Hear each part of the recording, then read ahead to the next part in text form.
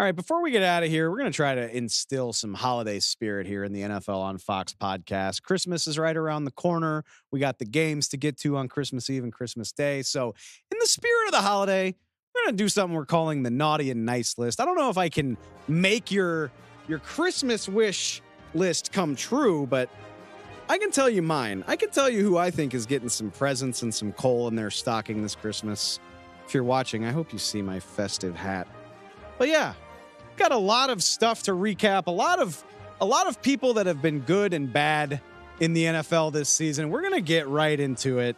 We're going to start on the naughty list, like the people who should be expecting a lump of coal, or at the very least, a bummer of an off season to look forward to. So we'll jump right into it with my naughty list. And as I alluded to at the top of the show, I want to give a lump of coal to the Atlanta Falcons.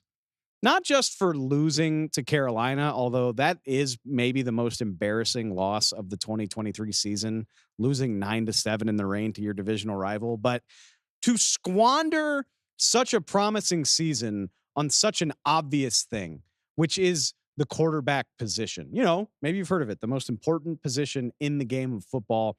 The way that the Atlanta Falcons just refused to do anything about it was always weird to me. And I know they had Desmond Ridder, and I know that he was worth getting a look at. That's not the point, but there were so many other things that the Falcons could have done to address this situation other than just signing Taylor Heineke. I mean, for starters, the Atlanta Falcons said in the offseason that they weren't overly interested in pursuing Lamar Jackson. I just want to make sure everybody remembers that that's a real actual story that happened in the NFL this year. Arthur Blank saying like, this is a different situation than the Deshaun Watson one. Again, I'm not making any of this up. This all happened. The Atlanta Falcons, no thank you. Also not interested in Jacoby Brissett. Also not interested in Joe Flacco, who's doing better things in Cleveland right now than anybody in an Atlanta Falcons uniform.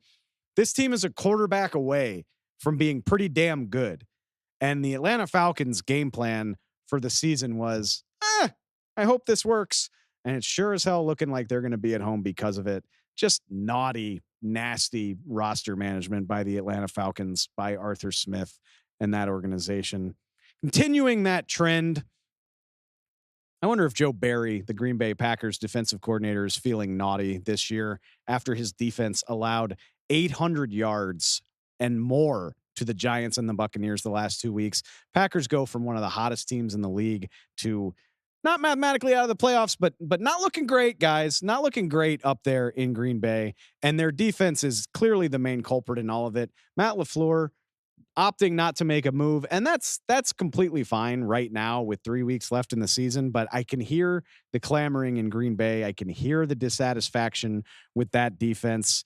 It's hard not to look at Joe Barry as the reason why this very promising season suddenly went sideways. Okay, speaking lumps of coal, how about Kareem Jackson, Denver Broncos safety, receiving a lump of coal in his stocking for the number of fines he's incurred for big hits? Actually, I don't even have to call it a lump of coal.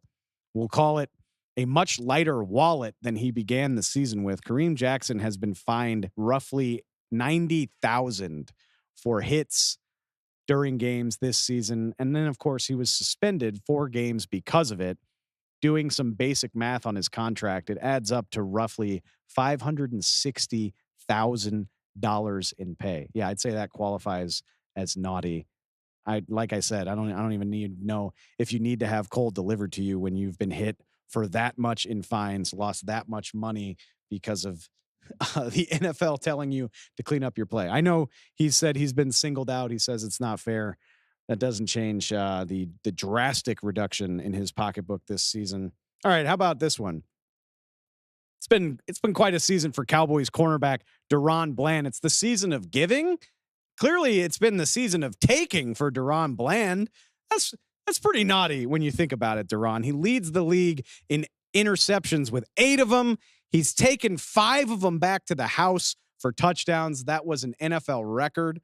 It's been a few weeks since he got on the ledger, even though we're calling it naughty because he's taken from other people. But I bet you Cowboys fans would say it'd be pretty nice if he could get another 1 or 2 of those here before the regular season ends.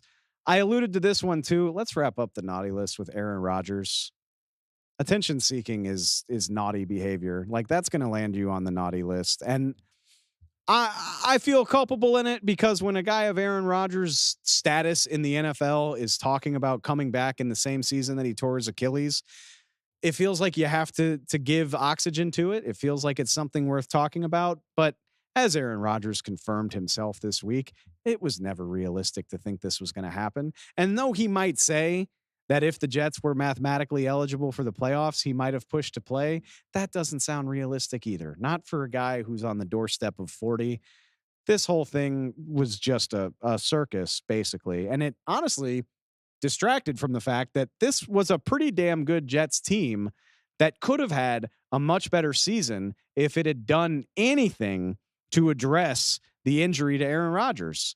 I mentioned it when we were talking about the Falcons just now. Joe Flacco has helped the Browns get to the cusp of the playoffs. I know, ironically, Josh Dobbs is no longer the starter in Minnesota, but he won the Vikings enough games that they are not only still alive, but sitting in a playoff spot right now. This Jets defense was good enough that all it would take was something for them to have a chance.